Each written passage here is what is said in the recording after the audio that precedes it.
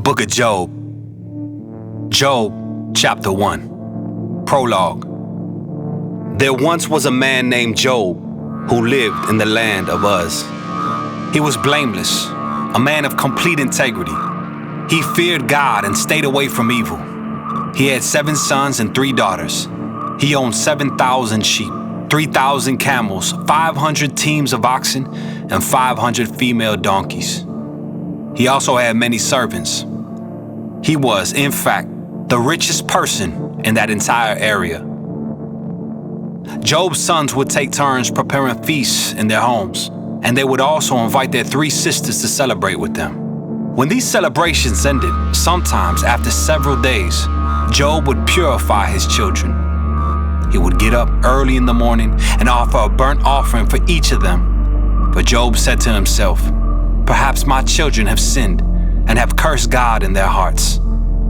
This was Job's regular practice. Job's first test. One day the members of the heavenly court came to present themselves before the Lord, and the accuser Satan came with them. "Where have you come from?" the Lord asked Satan. Satan answered the Lord, "I've been patrolling the earth, watching everything that's going on." Then the Lord asked Satan, "Have you noticed my servant Job? He is the finest man in all the earth. He is blameless, a man of complete integrity. He fears God and stays away from evil." Satan replied to the Lord, "Yes, but Job has good reason to fear God. You have always put a wall of protection around him and his home and his property. You have made him prosper in everything he does. Look how rich he is. But reach out and take away everything he has, and he will surely curse you to your face." "All right, you may test him," the Lord said to Satan. "Do whatever you want with everything he possesses, but don't harm him physically." So Satan left the Lord's presence. One day when Job's sons and daughters were feasting at the oldest brother's house, a messenger arrived at Job's home with this news. "Your oxen were plowing, with the donkeys feeding beside them. When the Sabaeans raided us, they stole all the animals and killed all the farmhands. I am the only one who escaped to tell you." While he was still speaking, another messenger arrived with this news. "The fire of God has fallen from heaven and burned up your sheep and all the shepherds. I am the only one who escaped to tell you." While he was still speaking, a third messenger arrived with this news. "3 bands of Chaldean raiders have stolen your camels and killed your servants. I'm the only one who escaped to tell you." While he was still speaking, another messenger arrived with this news. "Your sons and daughters were feasting in their oldest brother's home. Suddenly, a powerful wind swept in from the wilderness and hit the house on all sides. The house collapsed, and all your children are dead. I'm the only one who escaped to tell you." Job stood up and tore his robe in grief. Then he shaved his head and fell to the ground to worship. He said, "I came naked from my mother's womb, and I will be naked when I leave. The Lord gave me what I had, and the Lord has taken it away. Praise the name of the Lord." In all of this, Job did not sin by blaming God.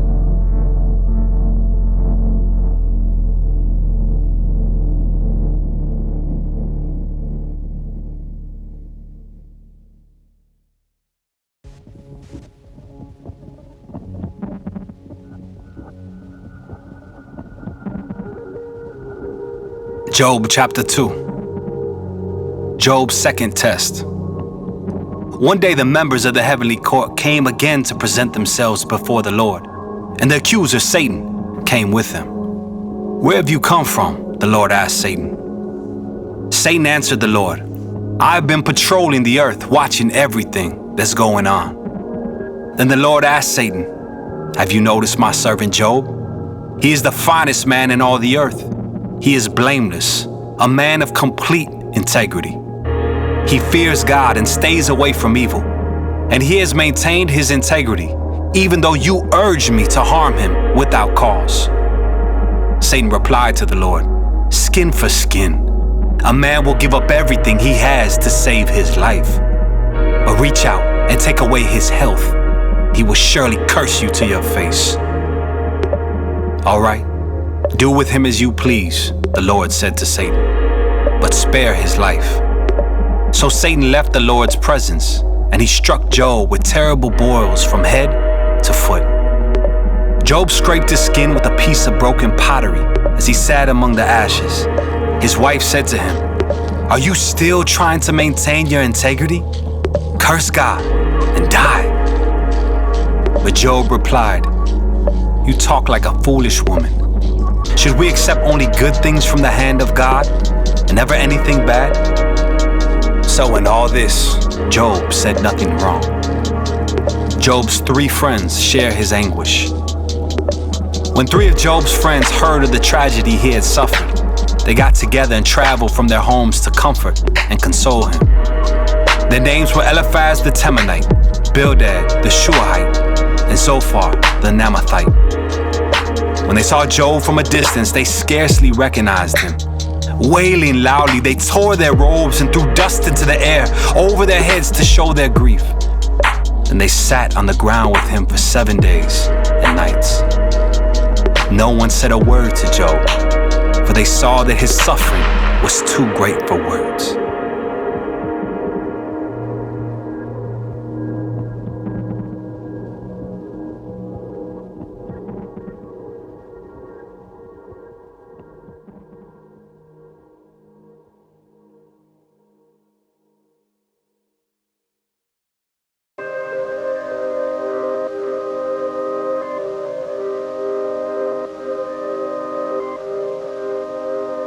Job chapter 3. Job's first speech. At last Job spoke, and he cursed the day of his birth. He said, "Let the day of my birth be erased, and the night I was conceived. Let that day be turned to darkness. Let it be lost even to God on high, and let no light shine on it. Let the darkness and utter gloom claim that day for its own. Let a black cloud overshadow it, and let the darkness terrify it. Let that night be blotted off the calendar, never again to be counted among the days of the year, never again to appear among the months. Let that night be childless, let it have no joy. Let those who are experts at cursing, whose cursing could rouse Leviathan, curse that day. Let its morning stars remain dark, let it hope for light, but in vain. May it never see the morning light. Curse that day for failing to shut my mother's womb, for letting me be born to see all this trouble. Why wasn't I born dead? Why didn't I die as I came from the womb? Why was I laid on my mother's lap? Why did she nurse me at her breasts? Had I died at birth, I would now be at peace. I would be asleep and at rest. I would rest with the world's kings and prime ministers, whose great buildings now lie in ruins. I would rest with princes, rich in gold, whose palaces were filled with silver. Why wasn't I buried like a stillborn child, like a baby who never lives to see the light? For in death the wicked cause no trouble, and the weary are at rest. Even captives are at ease in death, with no guards to curse them. Rich and poor are both there, and the slave is free from his master. Oh, why give light to those in misery and life to those who are bitter? They long for death, and it won't come. They search for death more eagerly than for hidden treasure. They're filled with joy when they finally die, and rejoice when they find the grave. Why is life given to those with no future, those God has surrounded with difficulties? I cannot eat for sighing. My groans pour out like water. What I always feared has happened to me.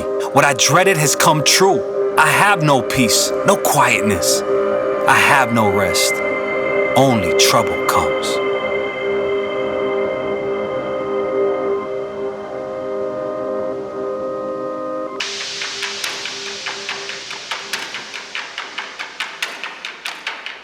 Job chapter 4. Eliphaz's first response to Job. Then Eliphaz the Temanite replied to Job, "Will you be patient and let me say a word? For who could keep from speaking out? In the past, you have encouraged many people. You have strengthened those who were weak. Your words have supported those who were falling. You encourage those with shaky knees. But now when trouble strikes, you lose heart. You are terrified when it touches you. Doesn't your reverence for God give you confidence? Doesn't your life of integrity give you hope? Stop and think. Do the innocent die? When have the upright been destroyed? My experience shows that those who plant trouble and cultivate evil will harvest the same. A breath from God destroys them. They vanish in a blast of His anger. The lion roars and the wildcat snarls, but the teeth of strong lions will be broken. A fierce lion will starve for lack of prey, and the cubs of the lioness will be scattered. This truth was given to me in secret, as though whispered in my ear. It came to me in a disturbing vision at night when people are in a deep sleep. Fear gripped me and my bones trembled. A spirit swept past my face and my hair stood on end. The spirit stopped, but I couldn't see its shape. There was a form before my eyes. In the silence I heard a voice say, "Can a mortal be innocent before God? Can anyone be pure before the Creator?" If God does not trust His own angels and has charged His messengers with foolishness, how much less will He trust people made of clay? They are made of dust, crushed as easily as a moth. They are alive in the morning, but dead by evening, gone forever without a trace. Their tent cords are pulled, and the tent collapses, and they die in ignorance.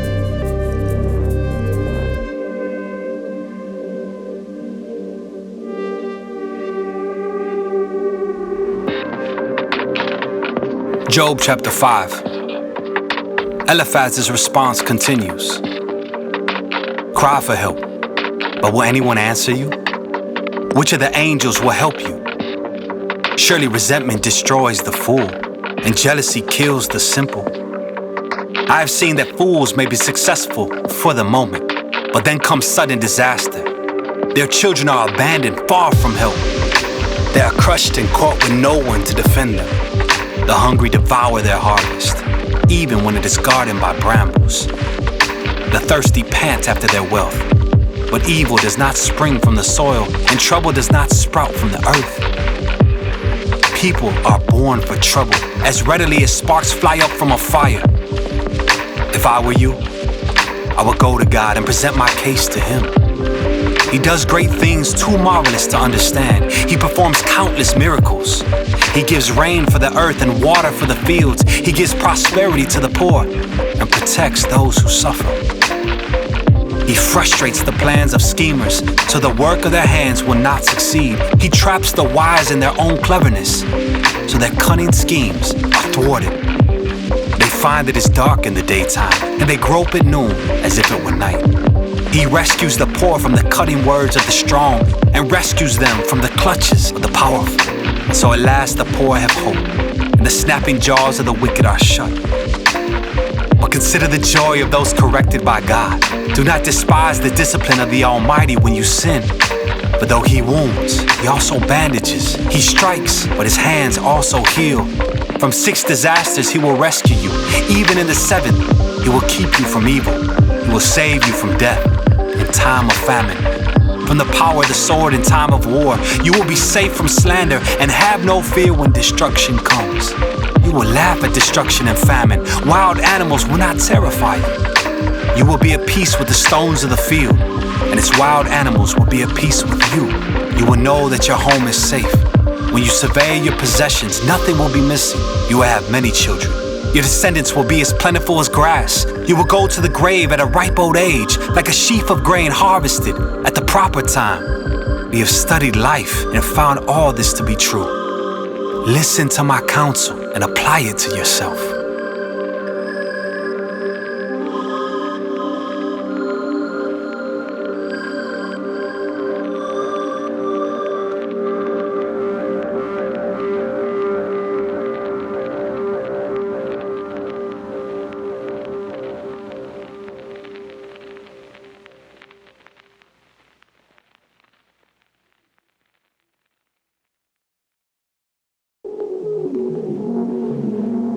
Job chapter 6.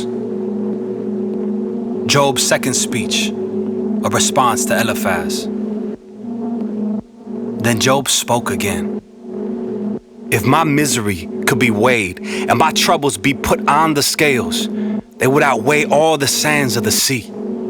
That is why I spoke impulsively. For the Almighty has struck me down with his arrows. Their poison infects my spirit. God's terrors are lined up against me. Don't I have a right to complain? Don't wild donkeys bray when they find no grass, and oxen bellow when they have no food? Don't people complain about unsalted food? Does anyone want the tasteless white of an egg? My appetite disappears when I look at it. I gag at the thought of eating it. Oh, that I might have my request, that God would grant my desire. I wish he would crush me. I wish he would reach out his hand and kill me. At least I can take comfort in this. Despite the pain, I have not denied the words of the Holy One. But I don't have the strength to endure. I have nothing to live for. Do I have the strength of a stone? Is my body made of bronze? No, I'm utterly helpless, without any chance of success. One should be kind to a fainting friend, but you accuse me without any fear of the Almighty. My brothers, you have proved as unreliable as a seasonal brook that overflows its banks in the spring, when it is swollen with ice and melting snow. But when the hot weather arrives, the water disappears. The brook vanishes in the heat. The caravans turn aside to be refreshed, but there is nothing to drink, so they die.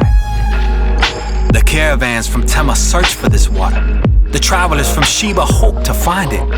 They count on it, but are disappointed. When they arrive, their hopes are dashed.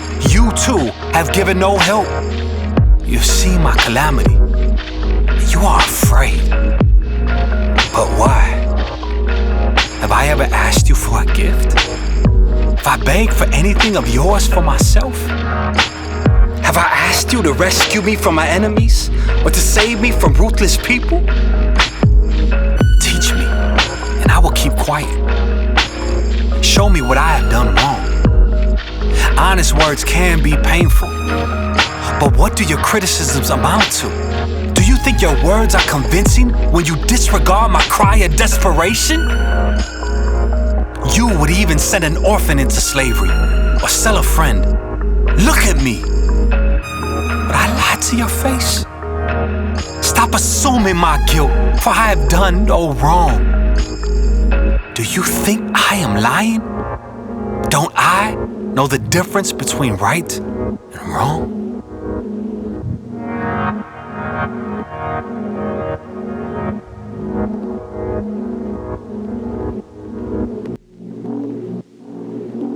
Job chapter 7.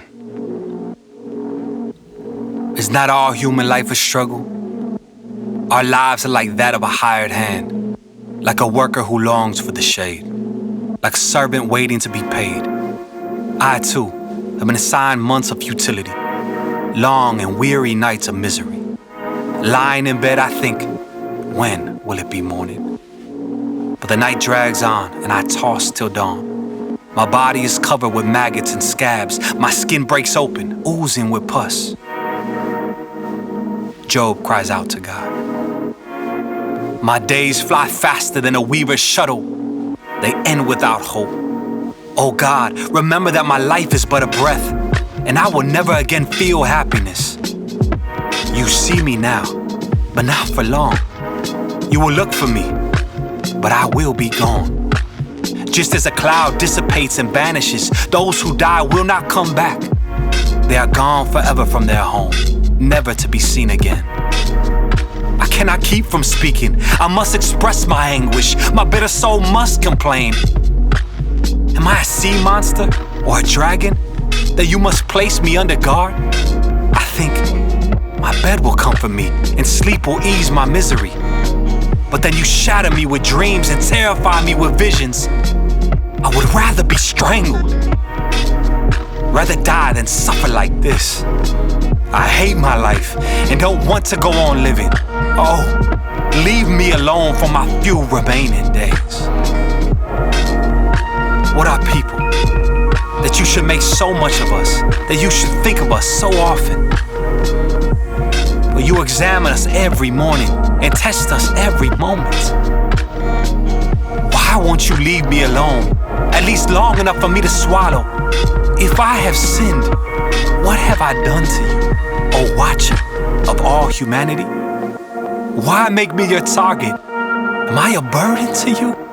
Why not just forgive my sin and take away my guilt? For soon I will lie down in the dust and die. When you look for me, I will be gone.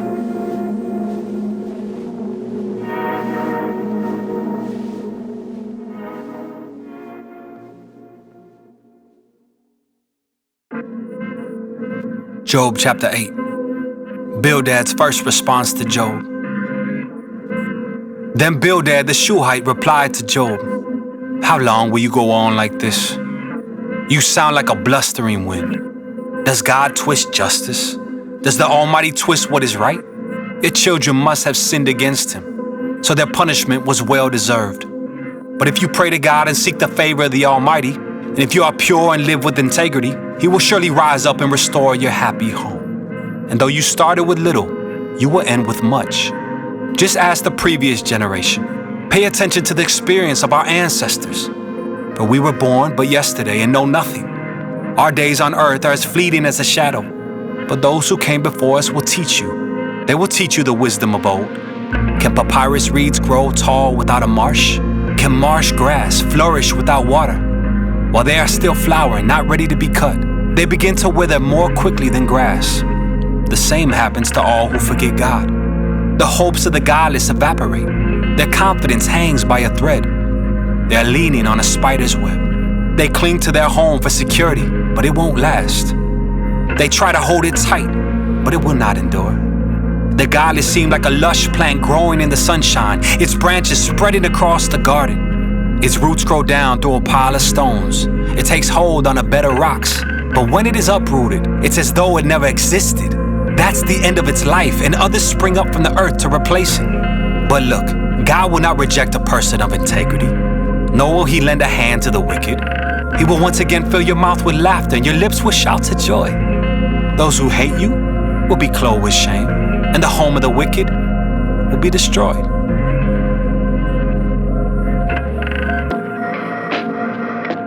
Job chapter 9. Job's third speech, a response to Bildad. Then Job spoke again. Yes, I know all this is true in principle, but how can a person be declared innocent in God's sight? If someone wanted to take God to court, would it be possible to answer Him even once in 1,000 times? For God is so wise and so mighty. Who has ever challenged Him successfully? Without warning, He moves the mountains, overturning them in His anger. He shakes the earth from its place, and its foundations tremble. If He commands it, the sun won't rise, and the stars won't shine. He alone has spread out the heavens and marches on the waves of the sea. He made all the stars, the Bear and Orion, the Pleiades, and the constellations of the southern sky. He does great things too marvelous to understand. He performs countless miracles. Yet when He comes near, I cannot see Him. When He moves by, I do not see Him go. If He snatches someone in death, who can stop Him? Who dares to ask, "What are you doing?" And God does not restrain His anger. Even the monsters of the sea are crushed beneath His feet.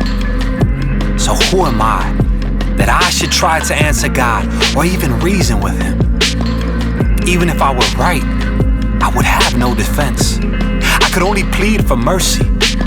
And even if I summoned Him and He responded, I'm not sure He would listen to me. For He attacks me with a storm and repeatedly wounds me without cause. He will not let me catch my breath, but fills me instead with bitter sorrows.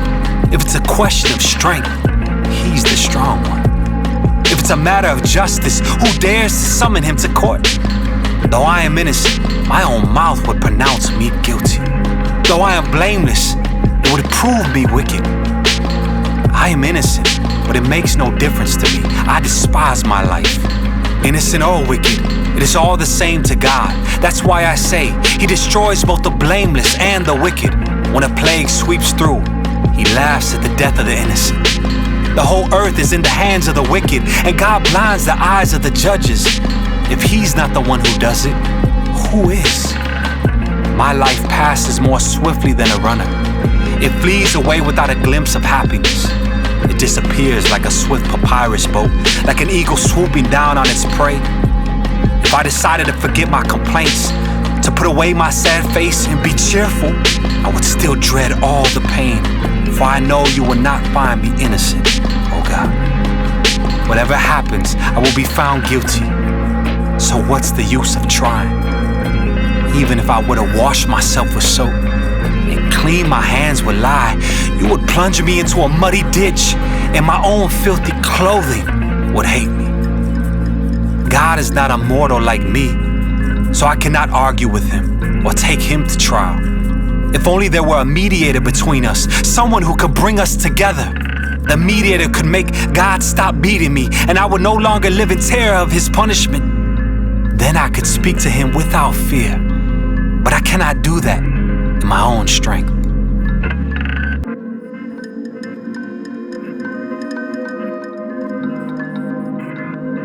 Job chapter 10. Job frames his plea to God. I'm disgusted with my life. Let me complain freely. My bitter soul must complain. I will say to God, don't simply condemn me. Tell me the charge You are bringing against me. What do You gain by oppressing me? Why do You reject me, the work of Your own hands, while smiling on the schemes of the wicked? Are Your eyes like those of a human? Do You see things only as people see them? Is Your lifetime only as long as ours? Is Your life so short that You must quickly probe for my guilt and search for my sin?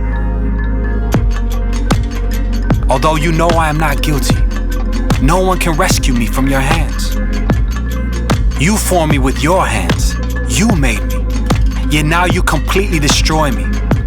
Remember that You made me from dust. Will You turn me back to dust so soon? You guided my conception and formed me in the womb. You clothed me with skin and flesh, and You knit my bones and sinews together. You gave me life and showed me Your unfailing love. My life was preserved by Your care. Yet Your real motive, Your true intent, was to watch me. And if I sinned, You would not forgive my guilt. If I am guilty, too bad for me. And even if I'm innocent, I can't hold my head high, because I'm filled with shame and misery. And if I hold my head high, You hunt me like a lion and display Your awesome power against me. Again and again You witness against me. You pour out Your growing anger on me and bring fresh armies against me. Why then did You deliver me from my mother's womb? Why didn't You let me die at birth? It would be as though I had never existed, going directly from the womb to the grave. I have only a few days left, so leave me alone, that I may have a moment of comfort before I leave, never to return, for the land of darkness and utter gloom. It is a land as dark as midnight, a land of gloom and confusion, where even the light is dark as midnight.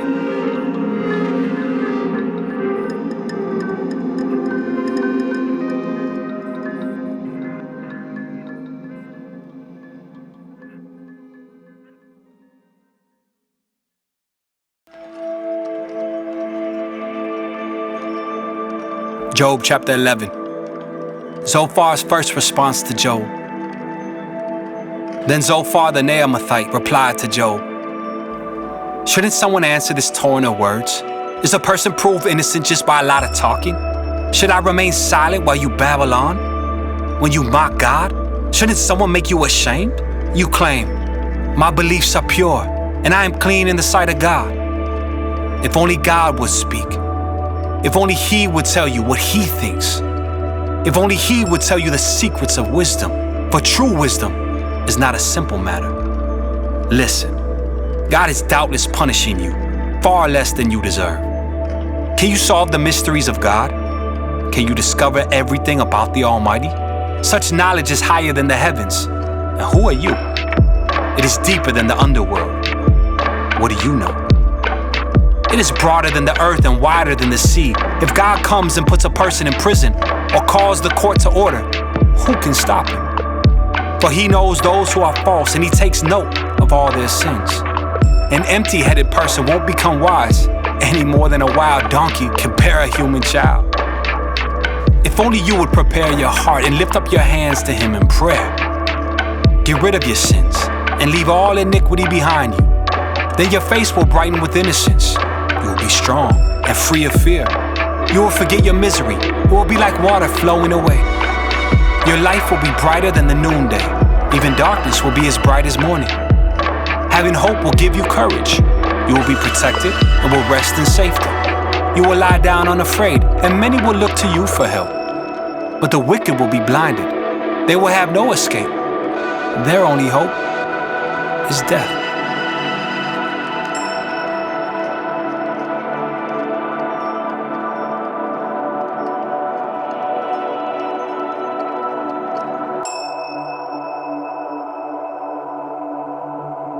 Job chapter 12. Job's fourth speech, a response to Zophar. Then Job spoke again. You people really know everything, don't you? And when you die, wisdom will die with you. Well, I know a few things myself, and you know better than I am. Who doesn't know these things you've been saying? Yet my friends laugh at me, for I call on God and expect an answer. I'm a just and blameless man, yet they laugh at me.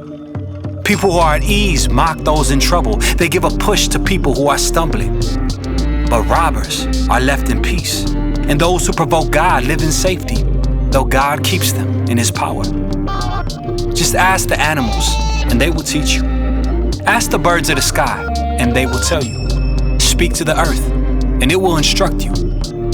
Let the fish in the sea speak to you, for they all know that my disaster has come from the hand of the Lord.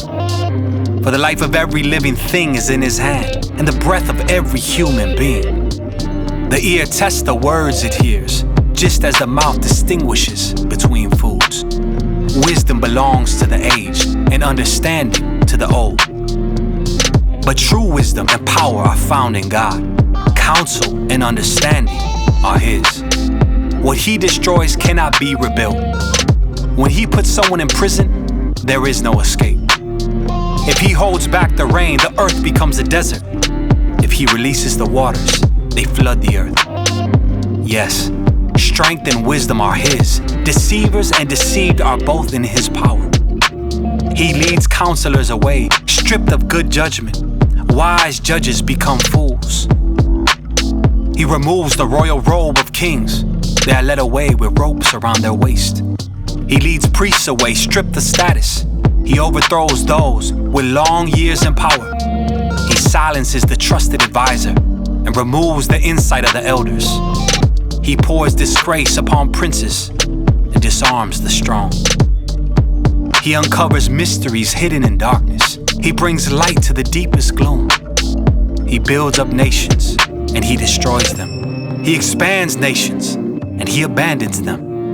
He strips kings of understanding and leaves them wandering in a pathless wasteland. They grope in the darkness without a light. He makes them stagger like drunkards.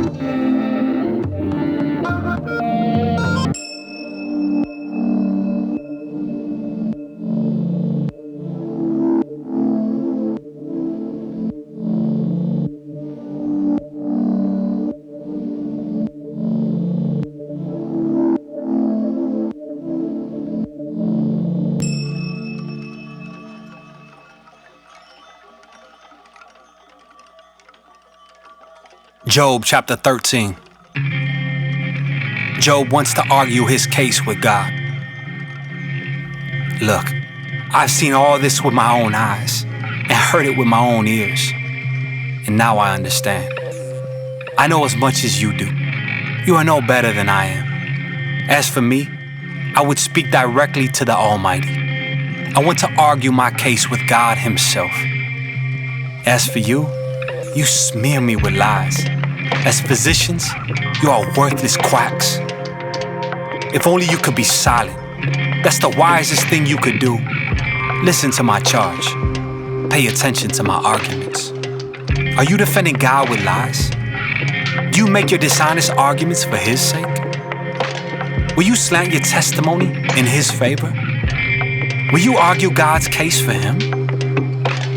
What will happen when He finds out what you are doing? Can you fool Him as easily as you fool people? No, you will be in trouble with Him if you secretly slant your testimony in His favor. Doesn't His majesty terrify you? Doesn't your fear of Him overwhelm you? Your platitudes are as valuable as ashes. Your defense is as fragile as a clay pot. Be silent now and leave me alone. Let me speak and I will face the consequences. Why should I put myself in mortal danger and take my life in my own hands? God might kill me, but I have no other hope. I'm going to argue my case with Him, but this is what will save me. I am not godless. If I were, I could not stand before Him. Listen closely to what I am about to say. Hear me out. I have prepared my case. I will be proved innocent. Who can argue with me over this? And if you prove me wrong, I will remain silent and die. Job asked how he has sinned. Oh God, grant me these two things, and then I will be able to face you.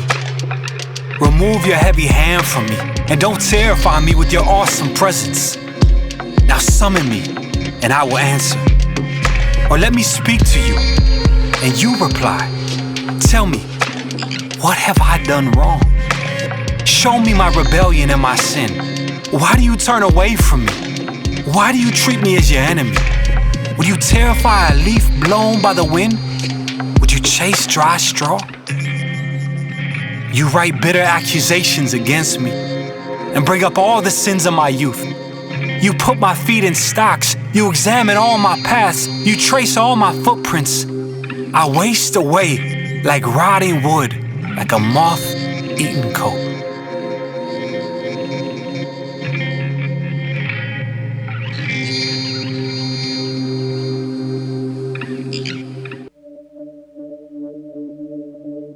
Job chapter 14. How frail is humanity? How short is life? How full of trouble? We blossom like a flower and then wither. Like a passing shadow, we quickly disappear. Must you keep an eye on such a frail creature and demand an accounting from me? Who can bring purity out of an impure person? No one.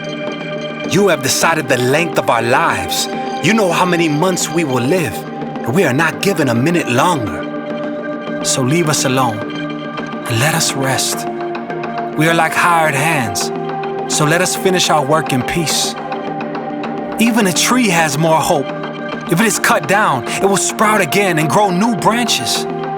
Though its roots have grown old in the earth and its stump decays, at the scent of water it will bud and sprout again like a new seedling. But when people die, their strength is gone. They breathe their last, and then, where are they? As water evaporates from a lake and a river disappears in drought, people are laid to rest and do not rise again. Until the heavens are no more, they will not wake up, nor be roused from their sleep. I wish you would hide me in the grave and forget me there until your anger has passed. But mark your calendar to think of me again. Can the dead live again? If so, this will give me hope through all my years of struggle, and I would eagerly await the release of death. You would call and I would answer, and you would yearn for me, your handiwork. For then you would guard my steps instead of watching for my sins. My sins would be sealed in a pouch, and you would cover my guilt.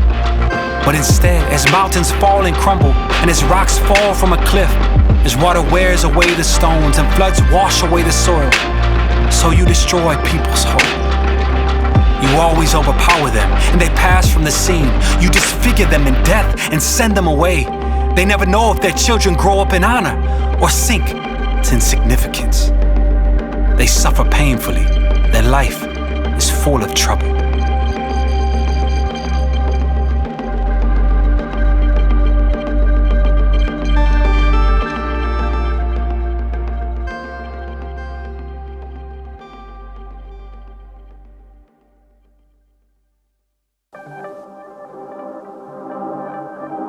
Job chapter 15. Eliphaz's second response to Job. Then Eliphaz the Temanite replied, "A wise man wouldn't answer with such empty talk. You are nothing but a windbag. The wise don't engage in empty chatter. What good are such words? Have you no fear of God, no reverence for Him? Your sins are telling your mouth what to say. Your words are based on clever deception. Your own mouth condemns you, not I. Your own lips testify against you. Were you the first person ever born? Were you born before the hills were made? Were you listening at God's secret counsel?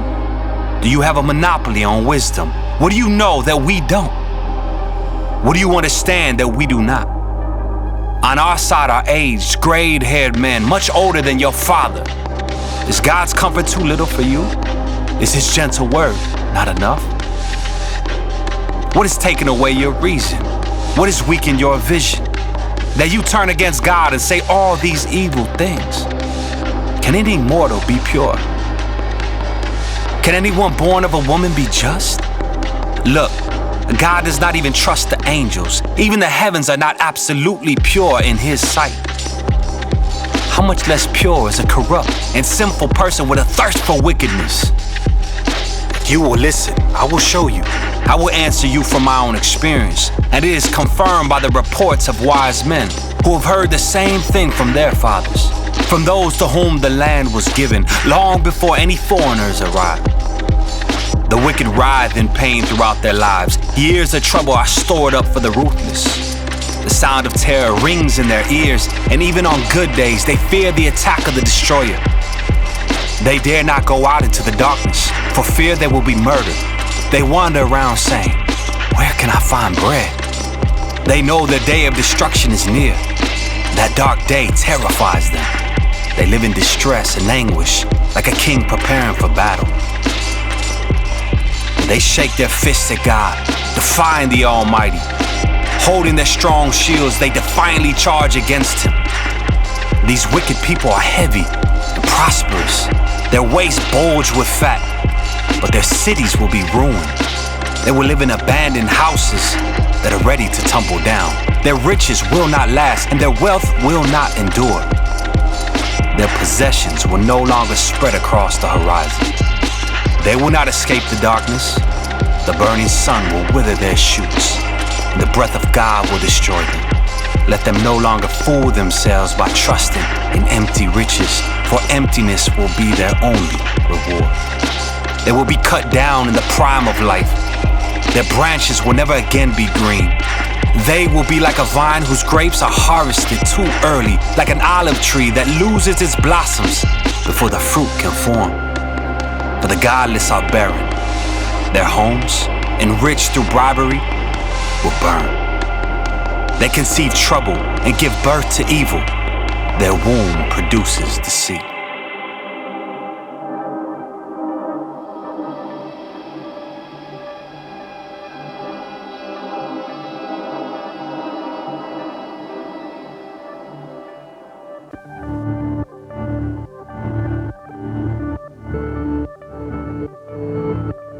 Job chapter 16. Job's fifth speech, a response to Eliphaz. Then Job spoke again. I have heard all this before. What miserable comforters you are. Won't you ever stop blowing hot air? What makes you keep on talking? I could say the same things if you were in my place. I could spout off criticism and shake my head at you. But if it were me, I would encourage you. I would try to take away your grief. Instead, I suffer if I defend myself, and I suffer no less if I refuse to speak. Oh God, you have ground me down and devastated my family. As if to prove I have sinned, you've reduced me to skin and bones. My gaunt flesh testifies against me. God hates me and angrily tears me apart. He snaps his teeth at me and pierces me with his eyes. People jeer and laugh at me. They slap my cheek in contempt. A mob gathers against me. God has handed me over to sinners. He has tossed me into the hands of the wicked. I was living quietly until he shattered me. He took me by the neck and broke me in pieces. Then he set me up as his target, and now his archers surround me. His arrows pierce me without mercy. The ground is wet with my blood. Again and again he smashes against me, charging at me like a warrior. I wear burlap to show my grief. My pride lies in the dust. My eyes are red with weeping. Dark shadows circle my eyes. Yet I have done no wrong, and my prayer is pure. O earth, do not conceal my blood. Let it cry out on my behalf. Even now my witness is in heaven. My advocate is there on high. My friends scorn me, but I pour out my tears to God. I need someone to mediate between God and me, as a person mediates between friends. For soon I must go down that road from which I will never return.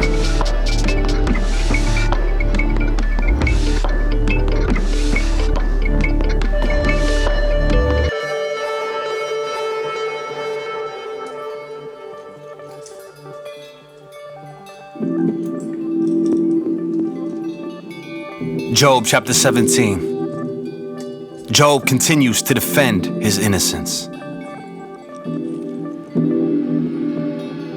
My spirit is crushed, and my life is nearly snuffed out. The grave is ready to receive me. I am surrounded by mockers. I watch how bitterly they taunt me. You must defend my innocence, O God, since no one else will stand up for me. You have closed their minds to understanding, but do not let them triumph. They betray their friends for their own advantage, so let their children faint with hunger. God has made a mockery of me among the people. They spit in my face. My eyes are swollen with weeping, and I am but a shadow of my former self. The virtuous are horrified when they see me. The innocent rise up against the ungodly. The righteous keep moving forward, and those with clean hands become stronger and stronger. As for all of you, come back with a better argument, though I still won't find a wise man among you. My days are over. My hopes have disappeared. My heart's desires are broken. These men say that night is day. They claim that the darkness is light. What if I go to the grave and make my bed in darkness? What if I call the grave my father and the maggot my mother or my sister? Where then is my hope? Can anyone find it? No. My hope will go down with me to the grave. We will rest together in the dust.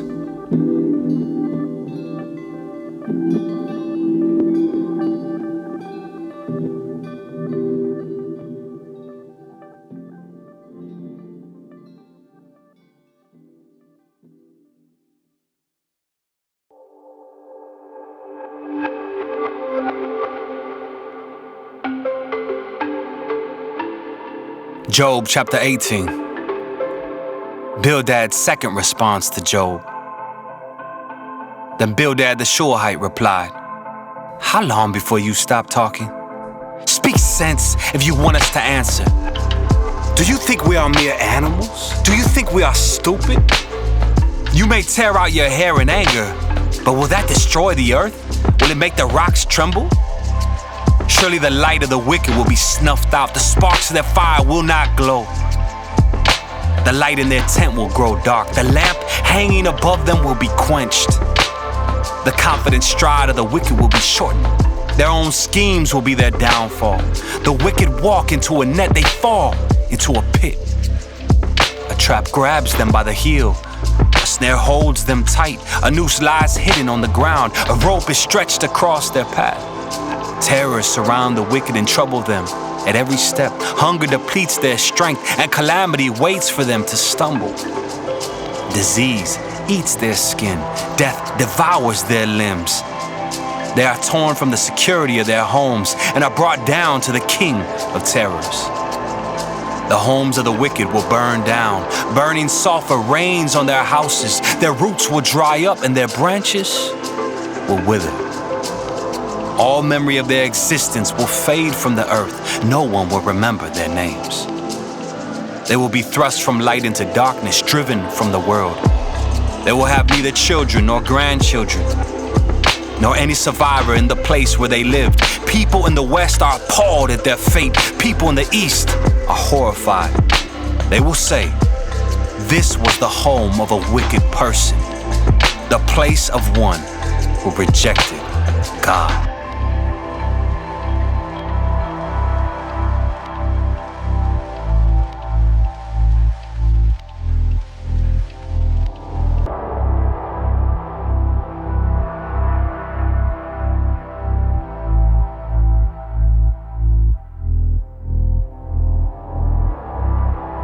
Job chapter 19.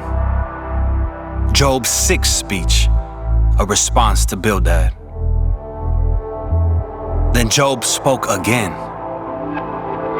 How long will you torture me? How long will you try to crush me with your words? You have already insulted me 10 times. You should be ashamed of treating me so badly. Even if I have sinned, that is my concern, not yours. You think you're better than I am, using my humiliation as evidence of my sin. But it is God who has wronged me, capturing me in his net. I cry out, help! But no one answers me. I protest, but there is no justice. God has blocked my way so I cannot move. He has plunged my path into darkness. He has stripped me of my honor and removed the crown from my head. He has demolished me on every side, and I am finished. He has uprooted my hope like a fallen tree. His fury burns against me. He counts me as an enemy. His troops advance. They build up roads to attack me. They camp all around my tent. My relatives stay far away, and my friends have turned against me. My family is gone, and my close friends have forgotten me. My servants and maids consider me a stranger. I am like a foreigner to them. When I call my servant, he doesn't come. I have to plead with him. My breath is repulsive to my wife. I am rejected by my own family. Even young children despise me. When I stand to speak, they turn their backs on me. My close friends detest me. Those I love have turned against me. I've been reduced to skin and bones and have escaped death by the skin of my teeth. Have mercy on me, my friends. Have mercy. For the hand of God has struck me. Must you also persecute me like God does? Haven't you chewed me up enough? Oh, that my words could be recorded. Oh, that they could be inscribed on a monument, carved with an iron chisel and filled with lead, engraved forever in the rock. But as for me, I know that my Redeemer lives, and he will stand upon the earth at last. And after my body has decayed, yet in my body I will see God. I will see him for myself. Yes, I will see him with my own eyes. I am overwhelmed at the thought. How dare you go on persecuting me, saying it's his own fault? You should fear punishment yourselves, for your attitude deserves punishment. Then you will know that there is indeed a judgment.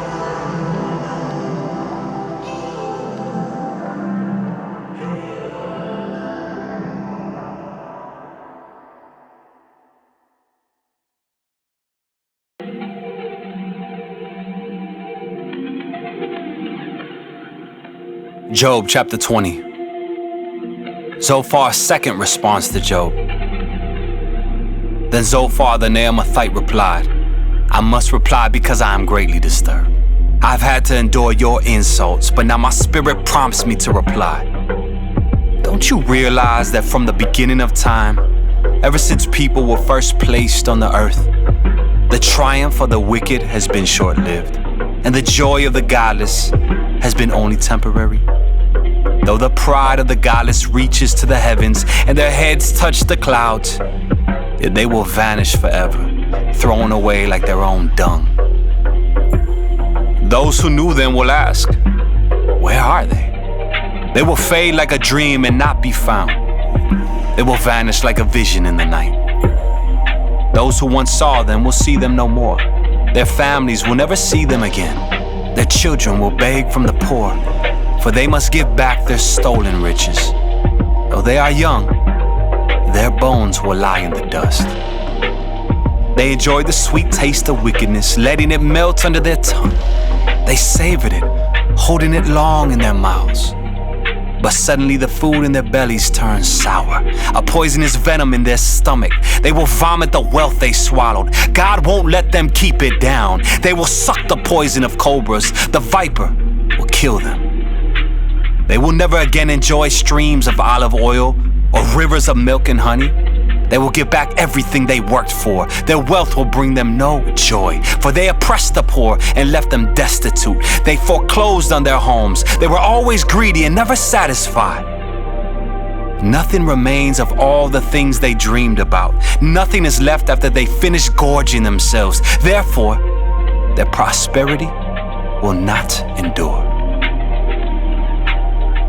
In the midst of plenty, they will run into trouble and be overcome by misery. May God give them a belly full of trouble. May God rain down his anger upon them. When they try to escape an iron weapon, a bronze-tipped arrow will pierce them. The arrow is pulled from their back, and the arrowhead glistens with blood.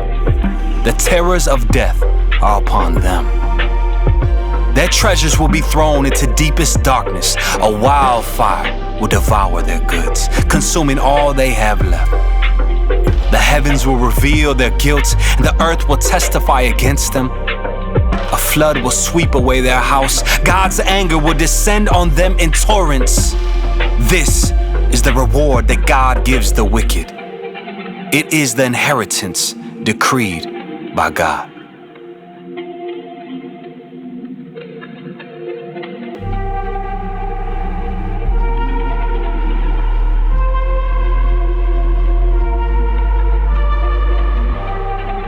Job chapter 21, Job's seventh speech, a response to Zophar. Then Job spoke again. Listen closely to what I am saying. That's one consolation you can give me. Bear with me and let me speak. After I have spoken, you may resume mocking me. My complaint is with God, not with people. I have good reason to be so impatient. Look at me and be stunned. Put your hand over your mouth in shock. When I think about what I am saying, I shudder. My body trembles. Why do the wicked prosper, growing old and powerful? They live to see their children grow up and settle down, and they enjoy their grandchildren. Their homes are safe from every fear, and God does not punish them. Their bulls never fail to breed. Their cows bear calves and never miscarry. They let their children frisk about like lambs. Their little ones skip and dance. They sing with tambourine and harp. They celebrate to the sound of the flute. They spend their days in prosperity, then go down to the grave in peace. And yet they say to God, go away. We want no part of you and your ways. Who is the Almighty, and why should we obey him? What good will it do us to pray? They think their prosperity is of their own doing, but I will have nothing to do with that kind of thinking.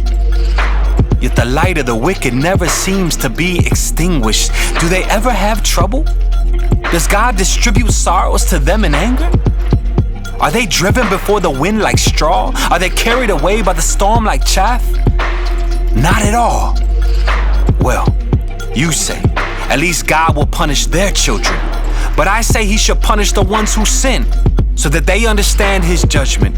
Let them see their destruction with their own eyes. Let them drink deeply of the anger of the Almighty, for they will not care what happens to their family after they are dead. But who can teach a lesson to God, since he judges even the most powerful? One person dies in prosperity, completely comfortable and secure, the picture of good health, vigorous and fit. Another person dies in bitter poverty, never having tasted the good life. But both are buried in the same dust, both eaten by the same maggots. Look, I know what you're thinking. I know the schemes you plot against me. You will tell me of rich and wicked people whose houses have vanished because of their sins.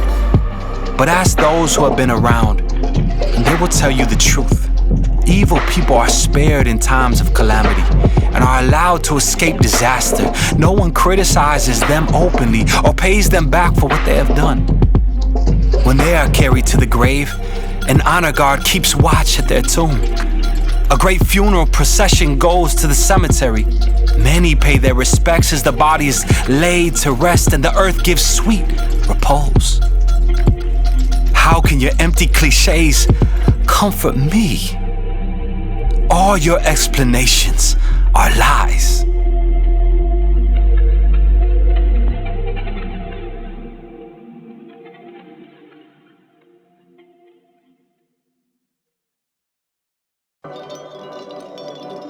Job chapter 22. Eliphaz's third response to Job. Then Eliphaz the Temanite replied, "Can a person do anything to help God? Can even a wise person be helpful to him? Is it any advantage to the Almighty if you are righteous? Would it be any gain to him if you are perfect? Is it because you're so pious that he accuses you and brings judgment against you? No, it's because of your wickedness. There's no limit to your sins. For example, you must have lent money to your friend and demanded clothing as security. Yes, you stripped him to the bone. You must have refused water for the thirsty and food for the hungry. You probably think the land belongs to the powerful and only the privileged have a right to it. You must have sent widows away empty-handed and crushed the hopes of orphans. That is why you are surrounded by traps and tremble from sudden fears.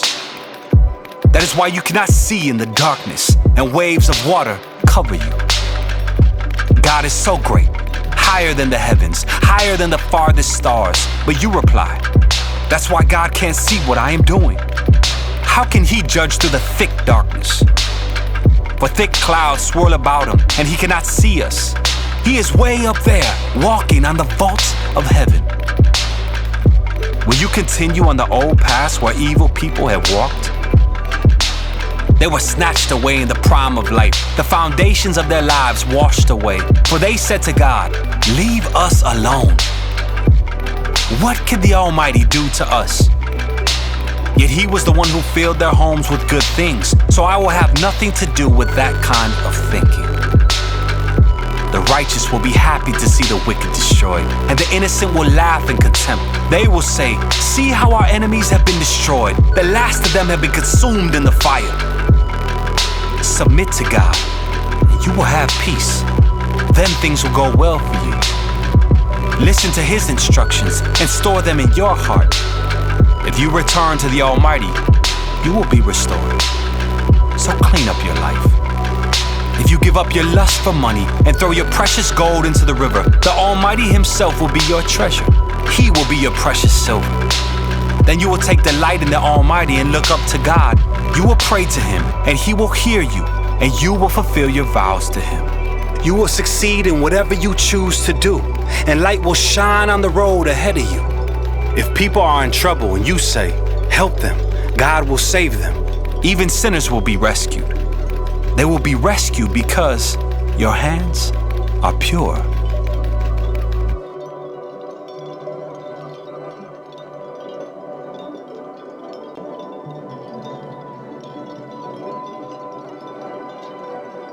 Job chapter 23.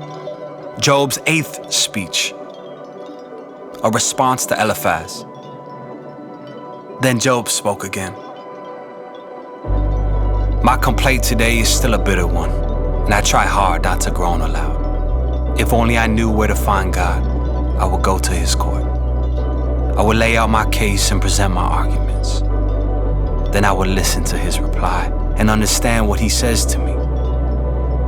Would he use his great power to argue with me? No, he would give me a fair hearing. Honest people can reason with him, so I would be forever acquitted by my judge. I go east, but he is not there. I go west, but I cannot find him. I do not see him in the north, for he is hidden. I look to the south, but he is concealed. But he knows where I am going.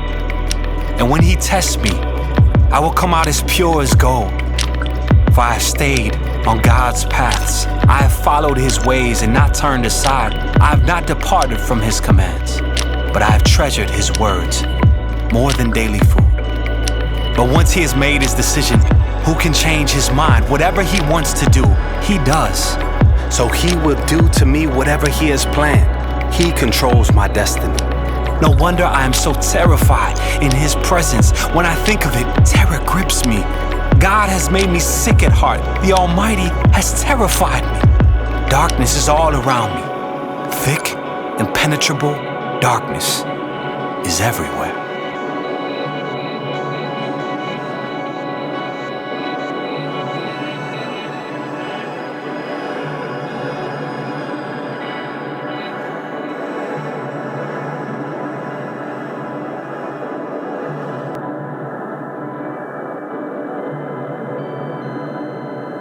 Job chapter 24. Job asks why the wicked are not punished.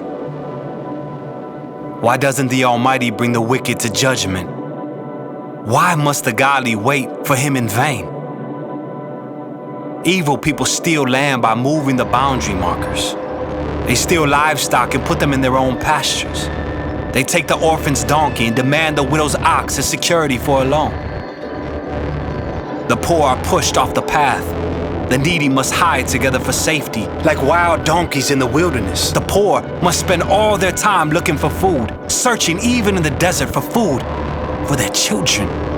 They harvest the field they do not own, and they glean in the vineyards of the wicked. All night they lie naked in the cold without clothing or covering. They are soaked by mountain showers, and they huddle against the rocks for want of a home. The wicked snatch a widow's child from her breast, taking the baby as security for a loan. The poor must go about naked without any clothing. They harvest food for others while they themselves are starving. They press out olive oil without being allowed to taste it. When they tread in the wine presses, they suffer from thirst. The groans of the dying rise from the city, and the wounded cry for help. Yet God ignores their moaning.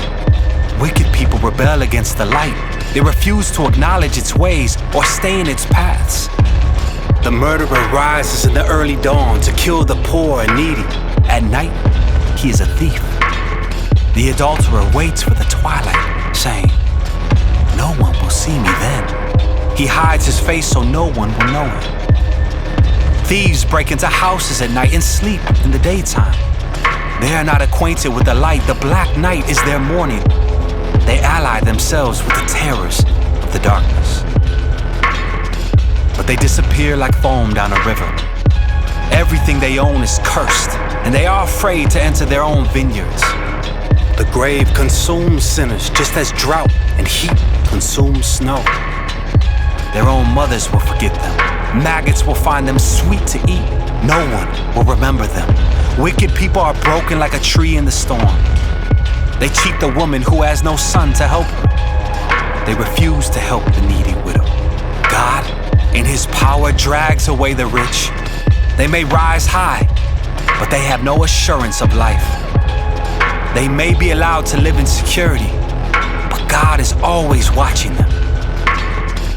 And though they are great now, in a moment they will be gone like all others, cut off like heads of grain. Can anyone claim otherwise? Who can prove me wrong?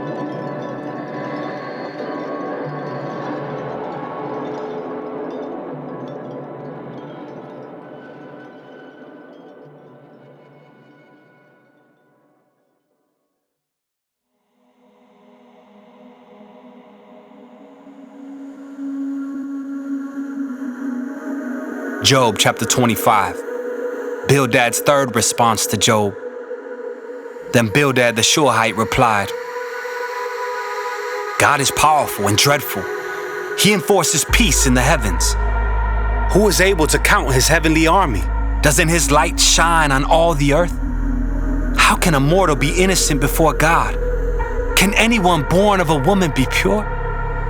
God is more glorious than the moon. He shines brighter than the stars. In comparison, people are maggots. We mortals are mere worms.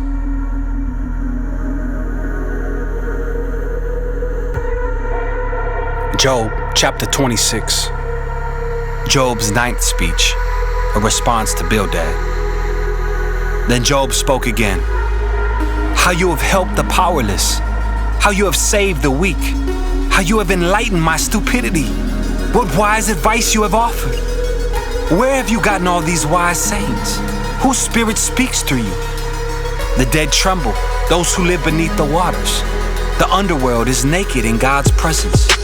The place of destruction is uncovered. God stretches the northern sky over empty space and hangs the earth on nothing. He wraps the rain in his thick clouds, and the clouds don't burst with the weight. He covers the face of the moon, shrouding it with his clouds. He created the horizon when he separated the waters. He set the boundary between day and night. The foundations of heaven tremble, they shudder at his rebuke. By his power the sea grew calm. By his skill he crushed the great sea monster. His spirit made the heavens beautiful, and his power pierced the gliding serpent. These are just the beginning of all that he does, merely a whisper of his power. Who then can comprehend the thunder of his power?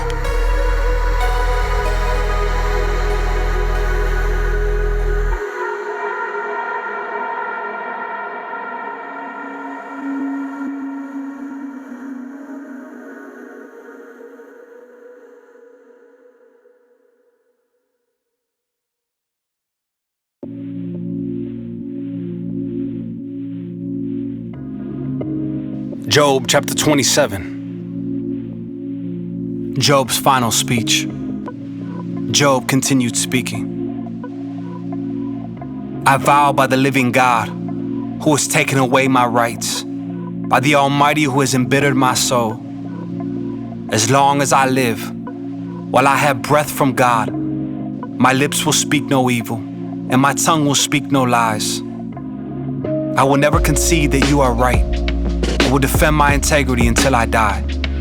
I will maintain my innocence without wavering. My conscience is clear for as long as I live. May my enemy be punished like the wicked, my adversary like those who do evil. For what hope do the godless have when God cuts them off and takes away their life? Will God listen to their cry when trouble comes upon them? Can they take delight in the Almighty?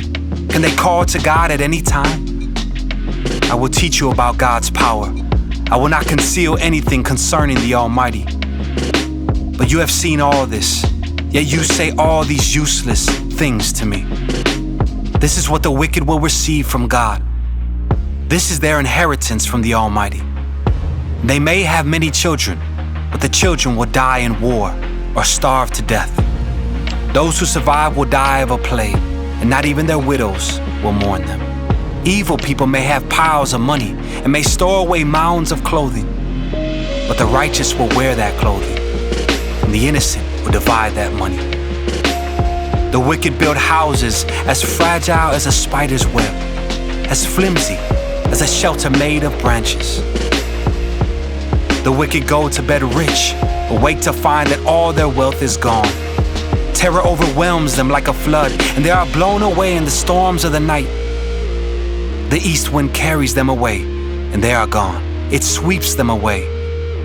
It whirls down on them without mercy. They struggle to flee from its power, but everyone jeers at them and mocks them.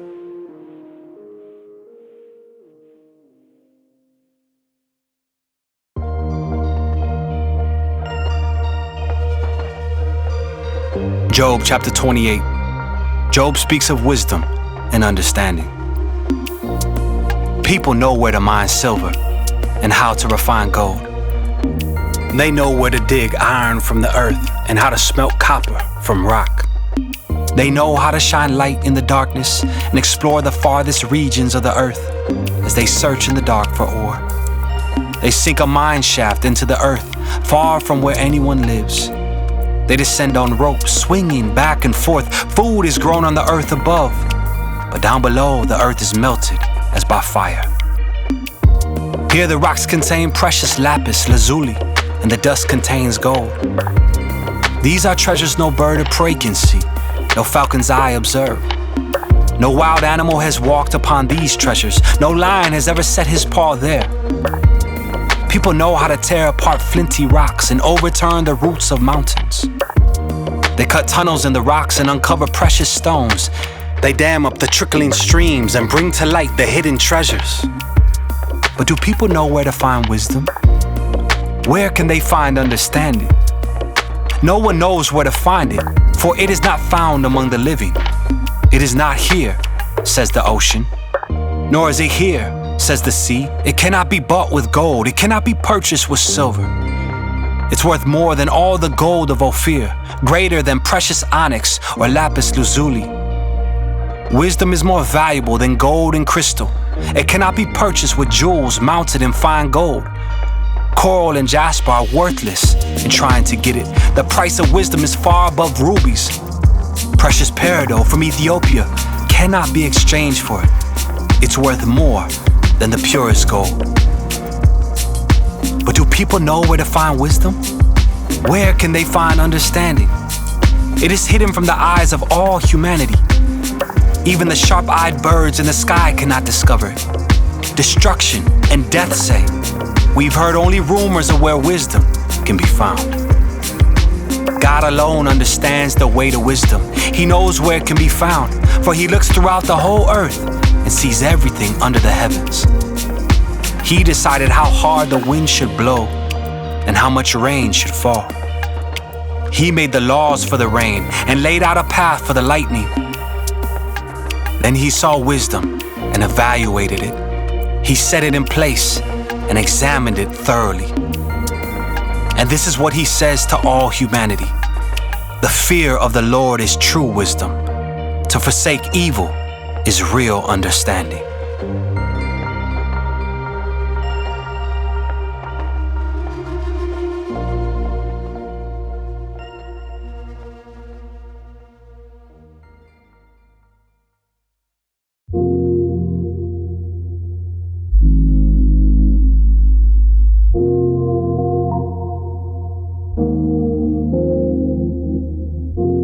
Job chapter 29. Job speaks of his former blessings.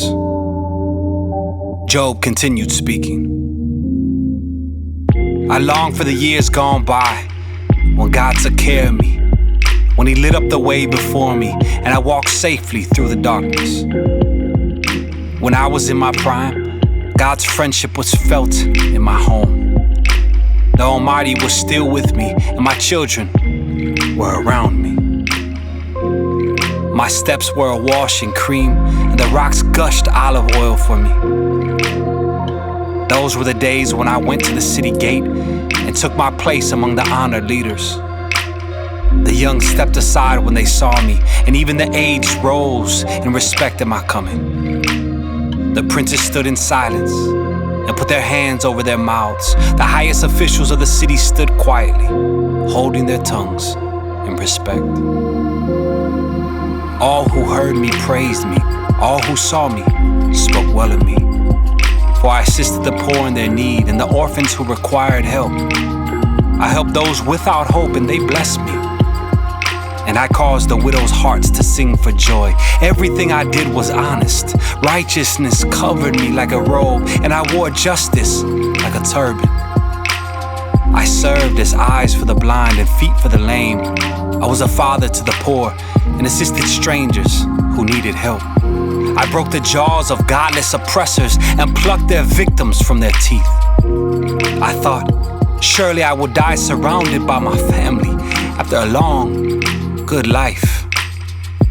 For I am like a tree whose roots reach the water, whose branches are refreshed with the dew. New honors are constantly bestowed on me, and my strength is continually renewed.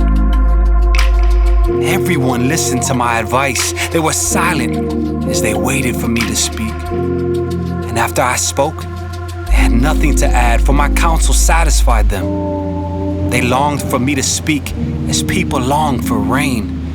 They drank my words like a refreshing spring rain. When they were discouraged, I smiled at them. My look of approval was precious to them. Like a chief, I told them what to do. I lived like a king among his troops and comforted those who mourned.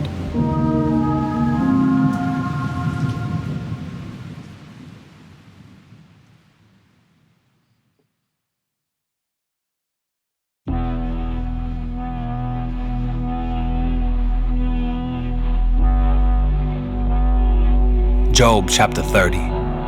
Job speaks of his anguish. But now I am mocked by people younger than I, by young men whose fathers are not worthy to run with my sheepdogs. A lot of good they are to me, those worn-out wretches. They are gaunt from poverty and hunger. They claw the dry ground in desolate wastelands. They pluck wild greens from among the bushes and eat from the roots of broom trees. They are driven from human society, and people shout at them as if they were thieves. So now they live in frightening ravines and caves, and among the rocks they sound like animals howling among the bushes, huddled together beneath the nettles. They are nameless fools, outcasts from society. And now they mock me with vulgar songs. They taunt me. They despise me and won't come near me, except to spit in my face. For God has cut my bowstring. He has humbled me, so they have thrown off all restraint. These outcasts oppose me to my face. They send me sprawling and lay traps in my path. They block my road and do everything they can to destroy me. They know I have no one to help me. They come at me from all directions. They jump on me when I am down. I live in terror now. My honor has blown away in the wind, and my prosperity has vanished like a cloud. And now my life seeps away. Depression haunts my days. At night my bones are filled with pain, which gnaws at me relentlessly. With a strong hand, God grabs my shirt. He grips me by the collar of my coat. He has thrown me into the mud. I'm nothing more than dust and ashes. I cry to you, oh God, but you don't answer. I stand before you, but you don't even look. You have become cruel toward me. You use your power to persecute me. You throw me into the whirlwind and destroy me in the storm. And I know you are sending me to my death, the destination of all who live. Surely no one would turn against the needy when they cry for help in their trouble. Did I not weep for those in trouble? Was I not deeply grieved for the needy? So I looked for good, but evil came instead. I waited for the light, but darkness fell. My heart is troubled and restless. Days of suffering torment me. I walk in gloom without sunlight. I stand in the public square and cry for help. Instead, I am considered a brother to jackals and a companion to owls. My skin has turned dark, and my bones burn with fever. My heart plays sad music, and my flute accompanies those who weep.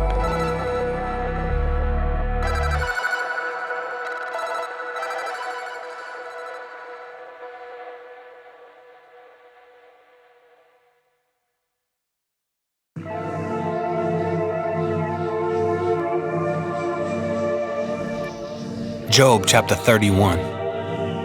Job's final protest of innocence.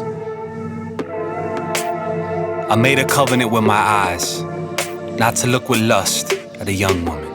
For what has God above chosen for us? What is our inheritance from the Almighty on high? Isn't it calamity for the wicked and misfortune for those who do evil? Doesn't He see everything I do in every step I take? Have I lied to anyone or deceived anyone? Let God weigh me on the scales of justice, for He knows my integrity. If I have strayed from His pathway, or if my heart has lusted for what my eyes have seen, or if I am guilty of any other sin, then let someone else eat the crops I have planted. Let all that I have planted be uprooted. If my heart has been seduced by a woman, or if I have lusted for my neighbor's wife, then let my wife serve another man. Let other men sleep with her. For lust is a shameful sin, a crime that should be punished. It is a fire that burns all the way to hell. It would wipe out everything I own. If I have been unfair to my male or female servants when they brought their complaints to me, how could I face God? What could I say when He questioned me? For God created both me and my servants. He created us both in the womb. Have I refused to help the poor or crushed the hopes of widows? Have I been stingy with my food and refused to share it with orphans? No, from childhood I have cared for orphans like a father. In all my life I have cared for widows. Whenever I saw the homeless without clothes and the needy with nothing to wear, did they not praise me for providing wool clothing to keep them warm? If I raise my hand against an orphan, knowing the judges would take my side, then let my shoulder be wrenched out of place. Let my arm be torn from its socket. That would be better than facing God's judgment. For if the majesty of God opposes me, what hope is there? Have I put my trust in money or felt secure because of my gold? Have I gloated about my wealth and all that I own? Have I looked at the sun shining in the skies or the moon walking down its silver pathway and been secretly enticed in my heart to throw kisses at them and worship? If so, I should be punished by the judges, for it would mean I had denied the God of heaven. Have I ever rejoiced when disaster struck my enemies or become excited when harm came their way? No, I have never sinned by cursing anyone or by asking for revenge. My servants have never said, "He let others go hungry." I have never turned away a stranger, but have opened my doors to everyone. Have I tried to hide my sins like other people do, concealing my guilt in my heart? Have I feared the crowd or the contempt of the masses so that I kept quiet and stayed indoors? If only someone would listen to me. Look, I will sign my name to my defense. Let the Almighty answer me. Let my accuser write out the charges against me. I would face the accusation proudly. I would wear it like a crown, for I would tell him exactly what I have done. I would come before him like a prince. If my land accuses me and all its furrows cry out together, or if I have stolen its crops or murdered its owners, then let thistles grow on that land instead of wheat, and weeds instead of barley. Job's words are ended.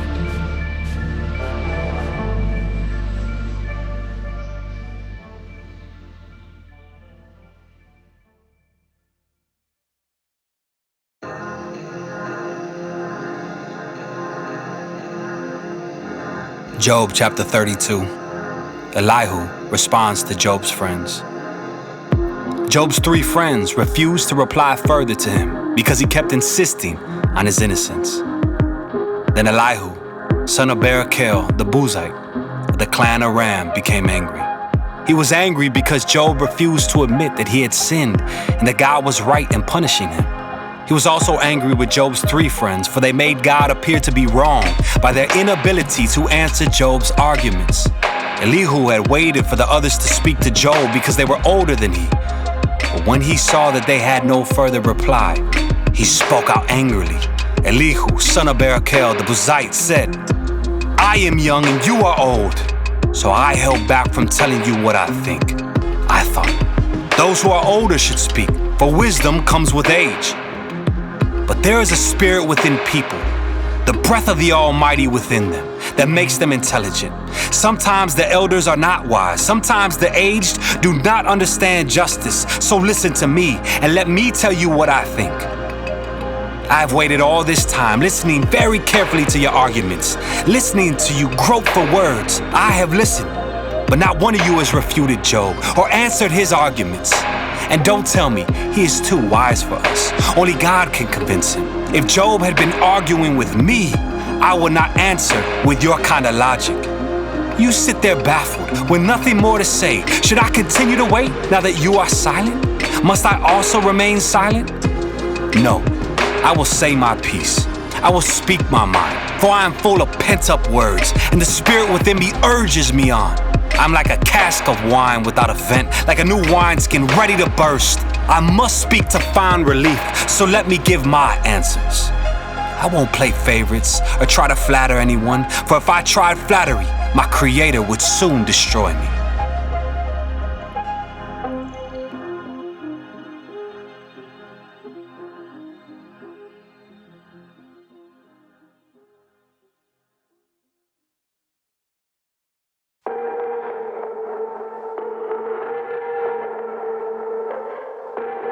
Job chapter 33. Elihu presents his case against Job. Listen to my words, Job. Pay attention to what I have to say. Now that I have begun to speak, let me continue. I speak with all sincerity. I speak the truth. For the Spirit of God has made me, and the breath of the Almighty gives me life. Answer me, if you can. Make your case and take your stand. Look, you and I both belong to God. I too was formed from clay, so you don't need to be afraid of me. I won't come down hard on you. You have spoken in my hearing, and I have heard your very words. You said, I am pure, I am without sin, I am innocent, I have no guilt. God is picking a quarrel with me, and he considers me his enemy. He puts my feet in the stocks and watches my every move. But you are wrong, and I will show you why. For God is greater than any human being. So why are you bringing a charge against him? Why say he does not respond to people's complaints? For God speaks again and again, though people do not recognize it. He speaks in dreams, in visions of the night, when deep sleep falls on people as they lie in their beds. He whispers in their ears and terrifies them with warnings. He makes them turn from doing wrong. He keeps them from pride. He protects them from the grave, from crossing over the river of death. Or God disciplines people with pain on their sickbeds, with ceaseless aching in their bones. They lose their appetite for even the most delicious food. Their flesh wastes away and their bones stick out. They are at death's door. The angels of death wait for them. But if an angel from heaven appears, a special messenger to intercede for a person and declare that he is upright, he will be gracious and say, rescue him from the grave, for I have found a ransom for his life. Then his body will become as healthy as a child's, firm and youthful again. When he prays to God, he will be accepted, and God will receive him with joy and restore him to good standing. He will declare to his friends, I have sinned and twisted the truth, but it was not worth it. God rescued me from the grave, and now my life is filled with light. Yes, God does these things again and again for people. He rescues them from the grave so they may enjoy the light of life. Mark this well, Job. Listen to me, for I have more to say. But if you have anything to say, go ahead, speak. For I am anxious to see you justified. But if not, then listen to me. Keep silent, and I will teach you wisdom.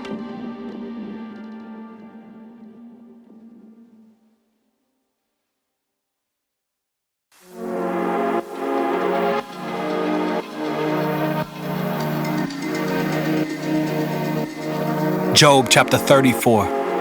Elihu accuses Job of arrogance. Then Elihu said, listen to me, you wise men. Pay attention, you who have knowledge. Job said, the ear tests the words it hears, just as the mouth distinguishes between foods. So let us discern for ourselves what is right. Let us learn together what is good. For Job also said, I am innocent, but God has taken away my rights. I am innocent, but they call me a liar. My suffering is incurable, though I have not sinned. Tell me, has there ever been a man like Job with his thirst for irreverent talk? He chooses evil people as companions. He spends his time with wicked men. He has even said, why waste time trying to please God? Listen to me, you who have understanding. Everyone knows that God doesn't sin. The Almighty can do no wrong. He repays people according to their deeds. He treats people as they deserve. Truly, God will not do wrong. The Almighty will not twist justice. Did someone else put the world in his care? Who set the whole world in place? If God were to take back his spirit and withdraw his breath, all life would cease and humanity would turn again to dust. Now listen to me if you are wise. Pay attention to what I say. Could God govern if he hated justice? Are you going to condemn the Almighty Judge? For he says to kings, you are wicked, and to nobles, you are unjust. He doesn't care how great a person may be, and he pays no more attention to the rich than to the poor. He made them all. In a moment they die. In the middle of the night they pass away. The mighty are removed without human hand. For God watches how people live. He sees everything they do. No darkness is thick enough to hide the wicked from his eyes. We don't set the time when we will come before God in judgment. He brings the mighty to ruin without asking anyone, and he sets up others in their place. He knows what they do, and in the night he overturns and destroys them. He strikes them down because they are wicked, doing it openly for all to see. For they turned away from following him. They have no respect for any of his ways. They cause the poor to cry out, catching God's attention. He hears the cries of the needy, but if he chooses to remain quiet, who can criticize him? When he hides his face, no one can find him, whether an individual or a nation. He prevents the godless from ruling, so they cannot be a snare to the people.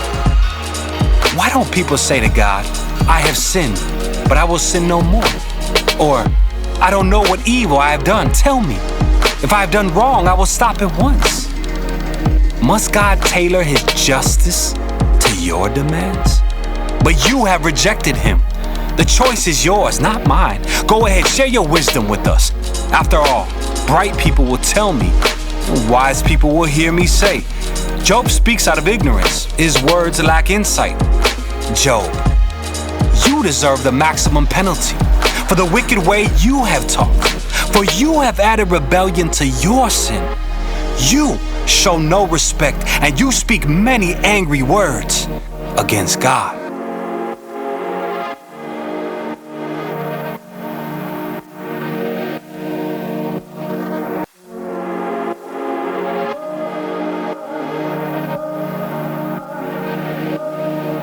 Job chapter 35. Elihu reminds Job of God's justice.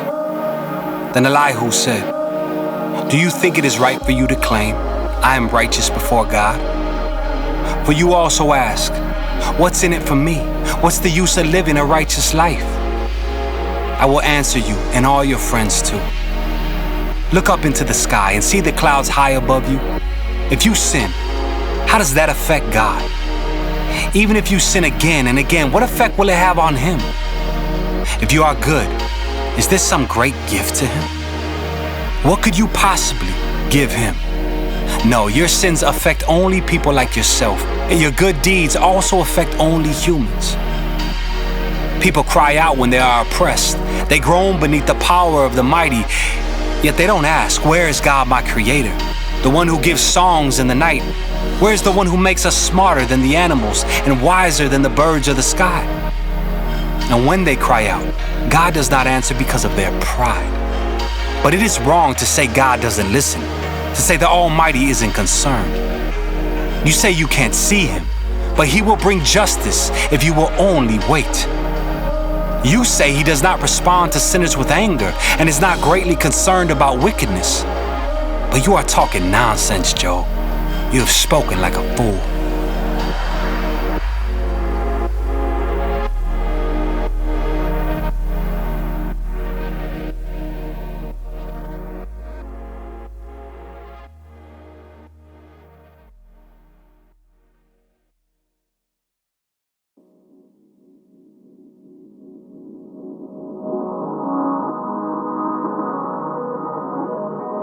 Job chapter 36. Elihu continued speaking. Let me go on, and I will show you the truth. For I have not finished defending God. I will present profound arguments for the righteousness of my Creator. I am telling you nothing but the truth, for I am a man of great knowledge. God is mighty, but He does not despise anyone.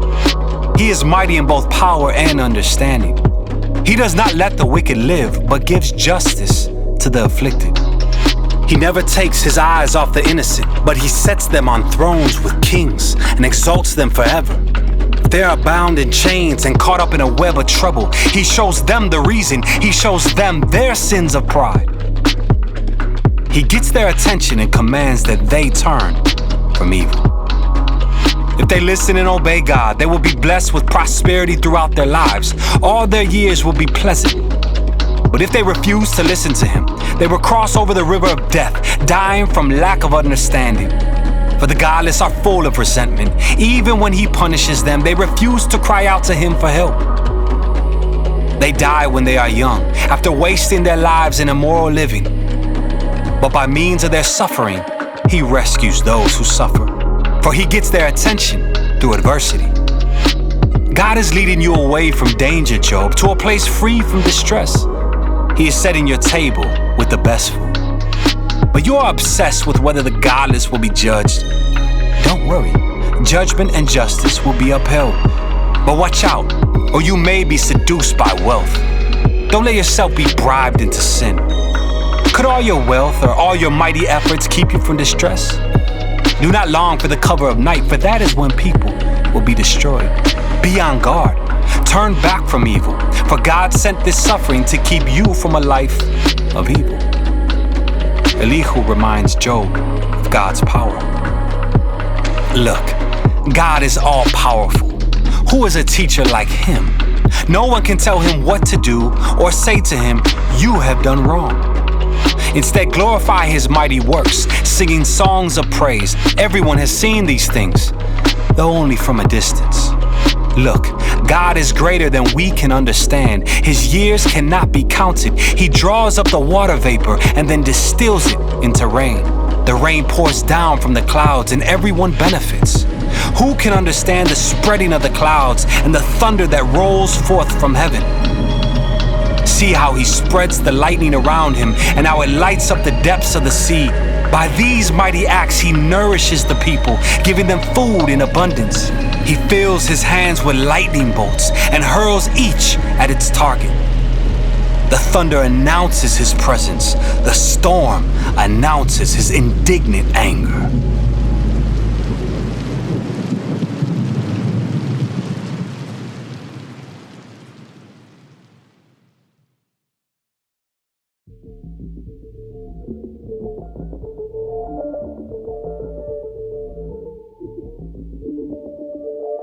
Job chapter 37. My heart pounds as I think of this. It trembles within me. Listen carefully to the thunder of God's voice as it rolls from His mouth. It rolls across the heavens and His lightning flashes in every direction. Then comes the roaring of the thunder, the tremendous voice of His majesty. He does not restrain it when He speaks. God's voice is glorious in the thunder. We can't even imagine the greatness of His power. He directs the snow to fall on the earth and tells the rain to pour down. Then everyone stops working so they can watch His power. The wild animals take cover and stay inside their dens. The stormy wind comes from its chamber, and the driving winds bring the cold. God's breath sends the ice, freezing wide expanses of water. He loads the clouds with moisture, and they flash with His lightning. The clouds churn about at His direction. They do whatever He commands throughout the earth. He makes these things happen, either to punish people or to show His unfailing love.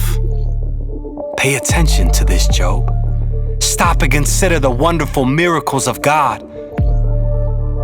Do you know how God controls the storm and causes the lightning to flash from His clouds? Do you understand how He moves the clouds with wonderful perfection and skill? When you are sweltering in your clothes and the south wind dies down and everything is still, He makes the skies reflect the heat like a bronze mirror. Can you do that? So teach the rest of us what to say to God. We are too ignorant to make our own arguments. Should God be notified that I want to speak? Can people even speak when they are confused? We cannot look at the sun, for it shines brightly in the sky when the wind clears away the clouds. So also, golden splendor comes from the mountain of God. He is clothed in dazzling splendor. We cannot imagine the power of the Almighty. But even though He is just and righteous, He does not destroy us. No wonder people everywhere fear Him. All who are wise show Him reverence.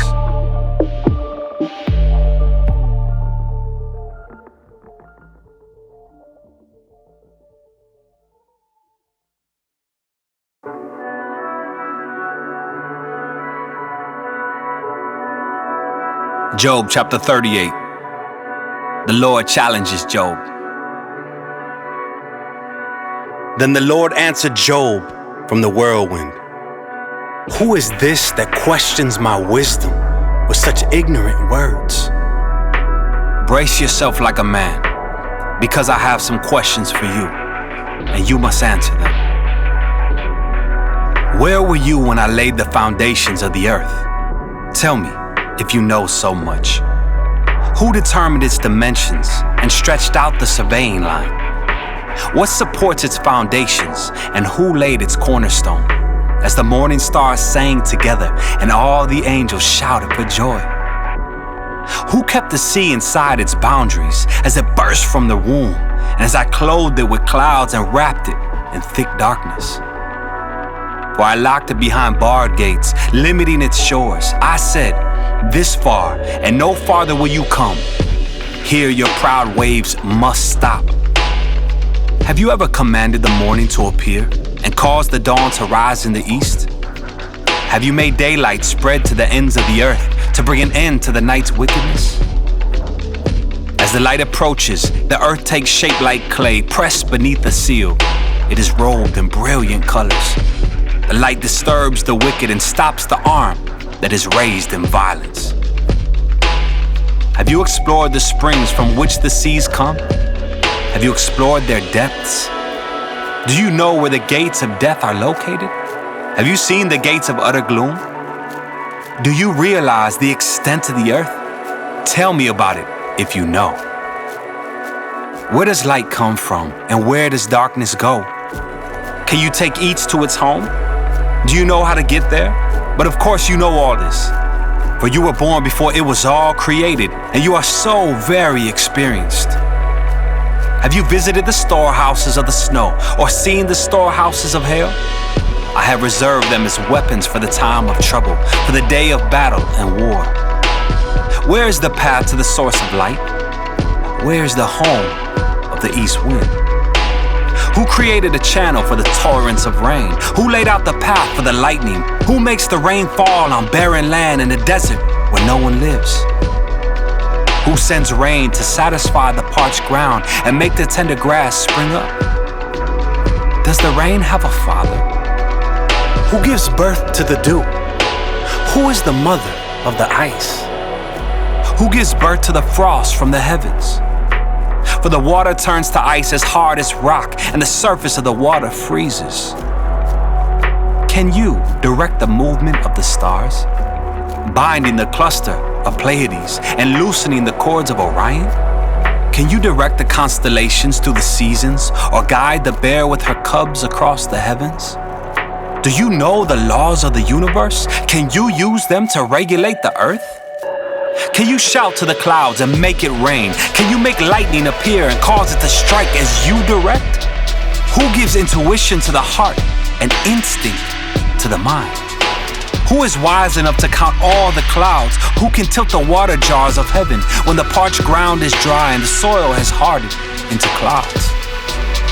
Can you stalk prey for a lioness and satisfy the young lion's appetites as they lie in their dens or crouch in the thicket? Who provides food for the ravens when their young cry out to God and wander about in hunger?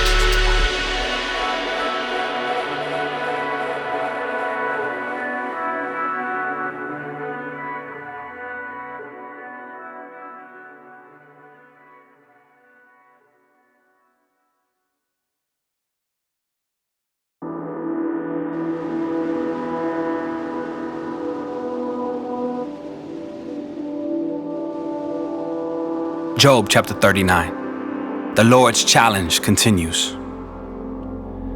Do you know when the wild goats give birth? Have you watched as deer are born in the wild? Do you know how many months they carry their young? Are you aware of the time of their delivery? They crouch down to give birth to their young and deliver their offspring. Their young grow up in the open fields, then leave home and never return. Who gives the wild donkey its freedom? Who untied its ropes? I have placed it in the wilderness. Its home is the wasteland. It hates the noise of the city and has no driver to shout at it. The mountains are its pasture land, where it searches for every blade of grass. Will the wild ox consent to being tamed? Will it spend the night in your stall? Can you hitch a wild ox to a plow? Will it plow a field for you? Given its strength, can you trust it? Can you leave and trust the ox to do your work? Can you rely on it to bring home your grain and deliver it to your threshing floor? The ostrich flaps her wings grandly, but they are no match for the feathers of the stork. She lays her eggs on top of the earth, letting them to be warmed in the dust. She doesn't worry that a foot might crush them, or a wild animal might destroy them. She is harsh toward her young, as if they were not her own. She doesn't care if they die, for God has deprived her of wisdom. He has given her no understanding. But whenever she jumps up to run, she passes the swiftest horse with its rider. Have you given the horse its strength, or clothed its neck with a flowing mane? Did you give it the ability to leap like a locust? Its majestic snorting is terrifying. It paws the earth and rejoices in its strength. When it charges out to battle, it laughs at fear and is unafraid. It does not run from the sword. The arrows rattle against it, and the spear and javelin flash. It paws the ground fiercely and rushes forward into battle when the ram's horn blows. It snorts at the sound of the horn. It senses the battle in the distance. It quivers at the captain's commands and the noise of the battle. Is it your wisdom that makes the hawk soar and spread its wings toward the south? Is it at your command that the eagle rises to the heights to make its nest? It lives on the cliffs, making its home on a distant rocky crag. From there it hunts its prey, keeping watch with piercing eyes. Its young gulp down blood. Where there's a carcass, there you'll find it.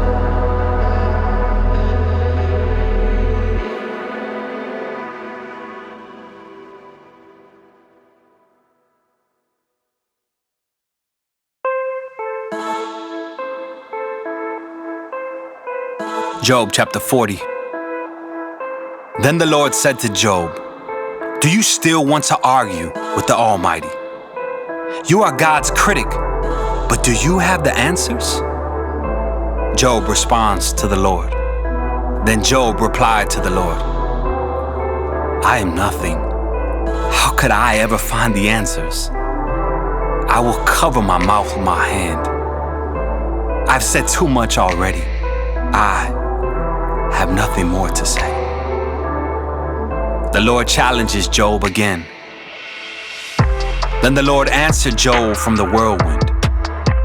"Brace yourself like a man, because I have some questions for you, and you must answer them. Will you discredit my justice and condemn me just to prove you are right? Are you as strong as God? Can you thunder with a voice like His? All right, put on your glory and splendor, your honor and majesty. Give vent to your anger. Let it overflow against the proud. Humiliate the proud with a glance. Walk on the wicked where they stand. Bury them in the dust. Imprison them in the world of the dead. Then even I would praise you, for your own strength would save you. Take a look at Behemoth, which I made, just as I made you. It eats grass like an ox. See its powerful loins and the muscles of its belly. Its tail is as strong as a cedar. The sinews of its thighs are knit tightly together. Its bones are tubes of bronze. Its limbs are bars of iron. It is a prime example of God's handiwork, and only its creator can threaten it. The mountains offer it their best food, where all the wild animals play. It lies under the lotus plants, hidden by the reeds in the marsh. The lotus plants give it shade among the willows beside the stream. It is not disturbed by the raging river, not concerned when the swelling Jordan rushes around it. No one can catch it off guard or put a ring in its nose and lead it away.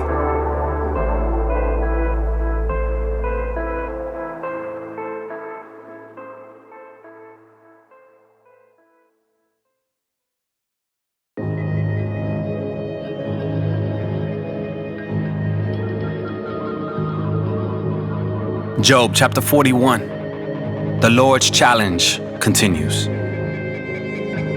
Can you catch Leviathan with a hook or put a noose around its jaw?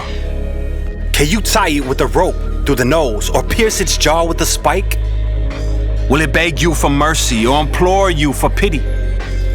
Will it agree to work for you, to be your slave for life? Can you make it a pet, like a bird, or give it to your little girls to play with? Will merchants try to buy it, to sell it in their shops? Will its hide be hurt by spears or its head by a harpoon? If you lay a hand on it, you will certainly remember the battle that follows. You won't try that again. No, it is useless to try to capture it. The hunter who attempts it will be knocked down, and since no one dares to disturb it, who then can stand up to me? Who has given me anything that I need to pay back? Everything under heaven is mine. I want to emphasize Leviathan's limbs and its enormous strength and graceful form. Who can strip off its hide, and who can penetrate its double layer of armor? Who could pry open its jaws? For its teeth are terrible.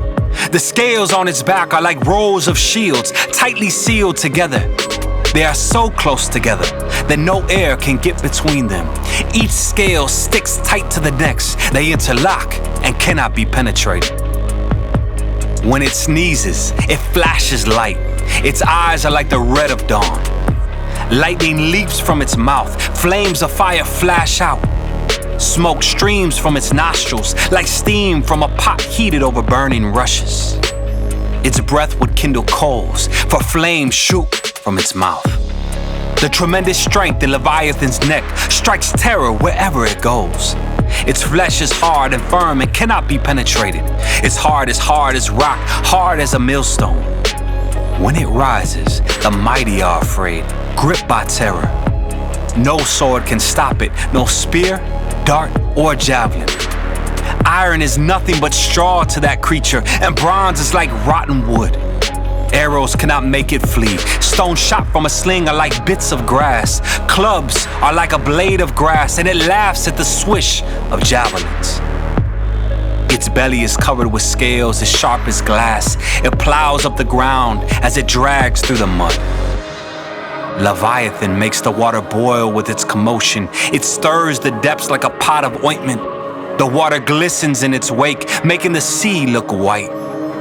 Nothing on earth is its equal. No other creature so fearless. Of all the creatures, it is the proudest. It is the king of beasts.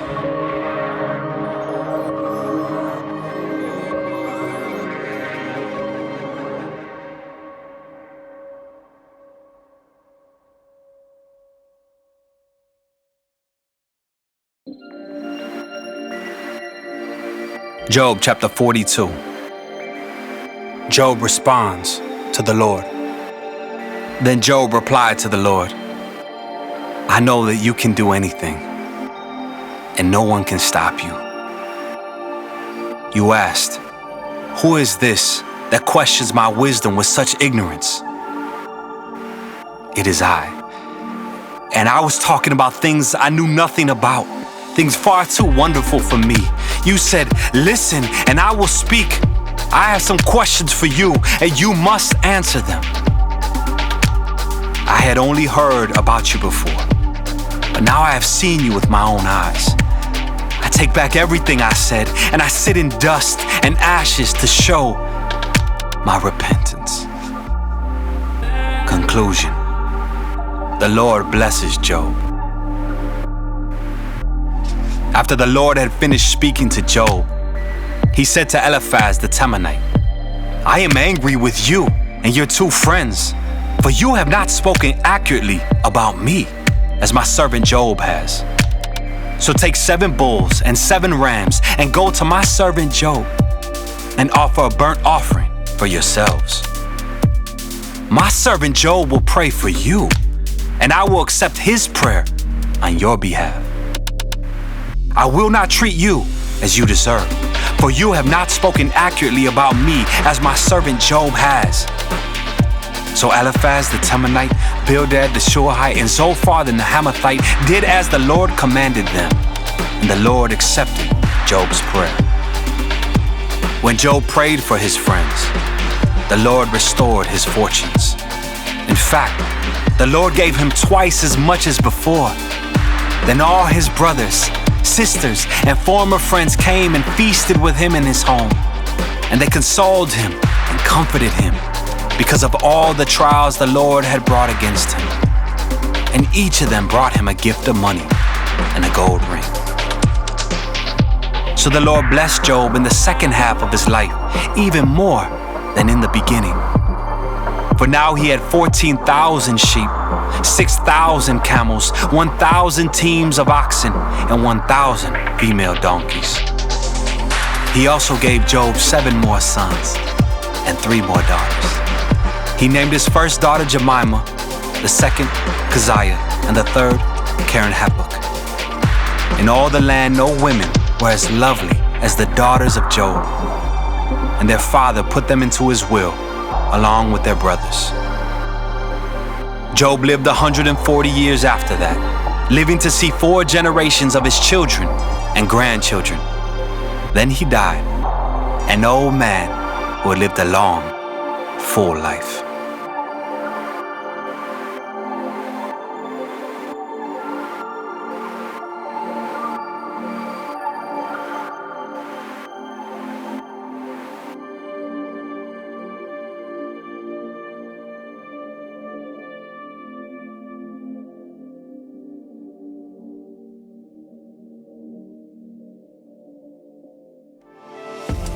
Thanks for listening to the Streetlights Audio Bible. Hope you enjoyed it. Please share it with others. We are supported by people like you. Would you please consider giving generously today to help forward the mission of Streetlights?